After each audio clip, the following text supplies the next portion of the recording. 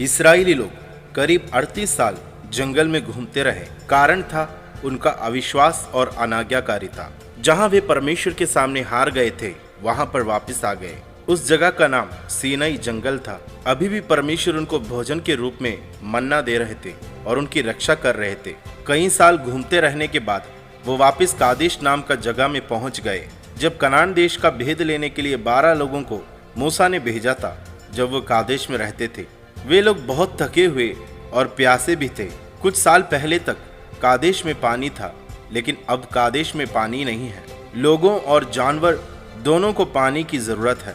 लोगों को चाहिए था कि पानी के लिए परमेश्वर से प्रार्थना करें, क्योंकि पहले भी प्रार्थना सुनकर परमेश्वर ने उन्हें पानी और भोजन दोनों दिए थे, परंतु उन्होंने प्रार्थना नहीं की।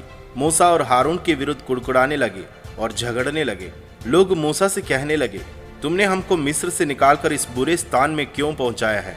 हम और हमारे जानवर मर रहे हैं। यदि लोगों ने परमेश्वर को माना होता तो यह सब परमेश्वर उन्हें देता, लेकिन अब कुड़कुड़ाने और झगड़ा करना उनकी आदत बन गई। लोगों का कुड़कुड़ाना और झगड़ना देखकर मूसा और हारून बहुत दुखी हुए।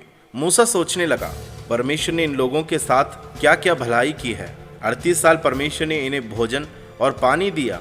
अब एक छोटी सी कठिनाई में उन्होंने विश्वास खो दिए। मूसा और हारून मिलाप वाले तंबू के द्वार पर जाकर मुंह के बल गिरकर परमेश्वर से सहायता के लिए प्रार्थना करने लगे। परमेश्वर ने मूसा से कहा, तू अपनी लाठी को ले और अपने भाई हारून समेत लोगों को इकट्ठा कर। जब मूसा ने लाल समुद्र को विभाजित किया था, तब यही लाठी मूसा के हाथ में थी। परमेश्वर ने मूसा से कहा, तू चट्टान से बातें कर, वह अपना जल देगी। परमेश्वर के वचन के अनुसार मूसा ने लोगों को इकट्ठा किया।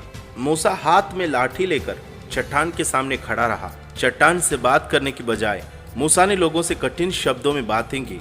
परमेश्वर ने मूसा से कहा था कि वह चट्टान से बातें करे, लेकिन क्रोध में आकर मूसा ने चट्टान पर 2 बार लाठी मारी। उसमें से पानी फूट निकला और सारे इस्राएली और जानवरों के लिए पानी मिला।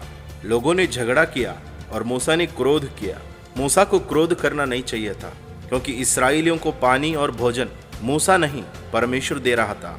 इस कारण परमेश्वर ने मूसा और हारून से कहा, तुमने मुझ पर विश्वास नहीं किया, इसलिए तुम इस्राएलियों के वायदे के देश में नहीं पहुंच पाओगे।